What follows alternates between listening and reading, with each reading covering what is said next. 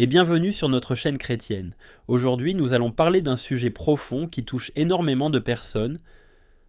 Pourquoi Dieu permet-il les épreuves dans nos vies? Pourquoi les difficultés arrivent-elles même quand nous prions? Pourquoi certains traversent des combats si douloureux? Si toi aussi tu t'es déjà posé ces questions, alors reste jusqu'à la fin, car ce message peut transformer ta manière de voir les difficultés. Bonjour et bienvenue sur notre chaîne chrétienne. Aujourd'hui, nous allons parler d'un sujet profond qui touche énormément de personnes. Pourquoi Dieu permet-il les épreuves dans nos vies? Pourquoi les difficultés arrivent-elles même quand nous prions?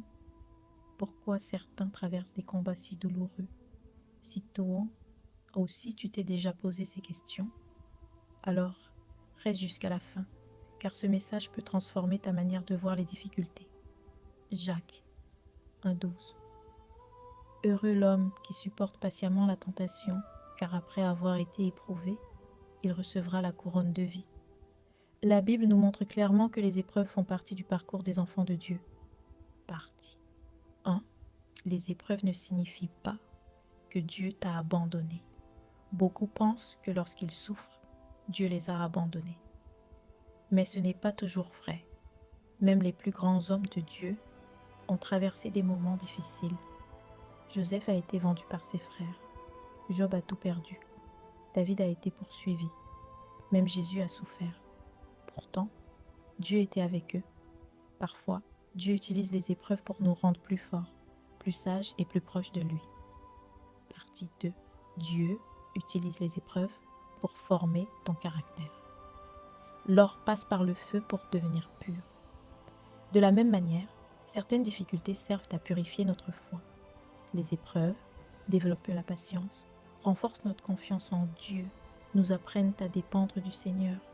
Certaines personnes découvrent leur véritable destinée après une grande épreuve. Partie 3. Ton combat d'aujourd'hui n'est pas la fin de ton histoire. Écoute bien ceci. Ce que tu traverses aujourd'hui ne détermine pas ta fin. Dieu peut transformer ta douleur en témoignage, tes larmes en victoire, ton désert en bénédiction. Même quand tu ne comprends pas tout, Dieu travaille encore.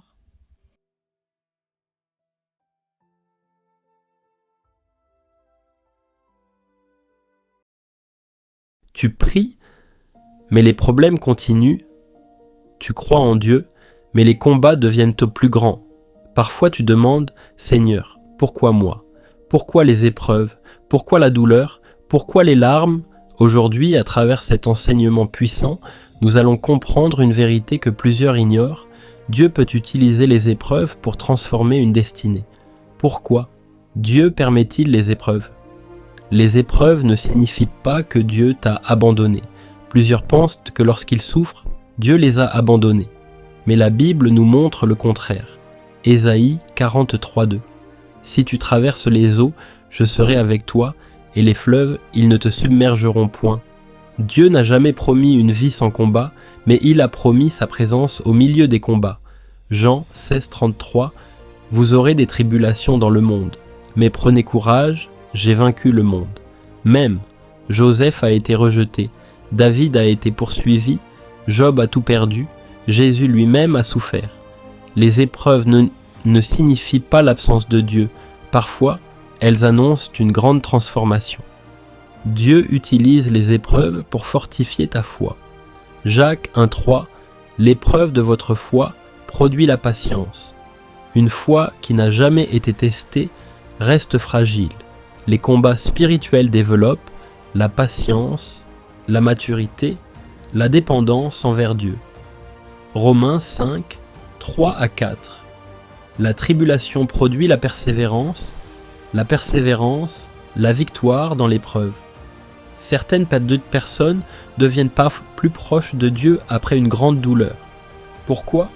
Parce que les épreuves, parfois, brisent parfois l'orgueil, l'indépendance, les fausses sécurités, et elles poussent l'homme à chercher Dieu profondément. Dieu prépare souvent une grande destinée à travers les épreuves. Genèse 50:20. Vous aviez médité de me faire du mal, Dieu l'a changé en bien. Joseph a souffert avant de devenir gouverneur. David a traversé le désert avant le trône. Jésus a porté la croix avant la résurrection. Plusieurs grandes destinées passent d'abord par le feu des épreuves. 1 Pierre 1,7 afin que l'épreuve de votre foi ait pour résultat la louange. Ce que tu traverses aujourd'hui peut préparer ce que Dieu fera demain. Comment réagir face aux épreuves? 1. Garder la foi. Hébreux 11, 1. La foi est une ferme assurance des choses qu'on espère. 2. Continuez à prier. Philippiens 4, 6. Ne vous inquiétez de rien, mais faites connaître vos besoins à Dieu. 3. Ne pas abandonner. Galates 6, 9. Ne nous lassons pas de faire le bien. 4. Faire confiance au plan de Dieu. Jérémie 29, 11. Car je connais les projets que j'ai formés sur vous, dit l'Éternel, projets de paix et non de malheur, afin de vous donner de l'avenir et de l'espérance. Maintenant, je déclare aujourd'hui la paix de Dieu dans ta vie, la victoire sur tes combats, la restauration de ta foi, la fin du découragement, une nouvelle saison de bénédiction. Prions ensemble. Seigneur Jésus, je te remercie pour cette parole. Dans mes moments difficiles, aide-moi à garder la foi. Donne-moi la force de continuer malgré les combats. Remplis mon cœur de paix et d'espérance. Que toute personne qui regarde cette vidéo reçoive le courage, la guérison et la restauration spirituelle. Au nom puissant de Jésus-Christ. Amen. Si ce message t'a béni, écris Amen dans les commentaires. Abonne-toi à la chaîne pour recevoir chaque jour des enseignements bibliques puissants et des prières inspirantes. Que Dieu te bénisse abondamment. Et n'oublie jamais, Dieu n'a pas terminé avec toi.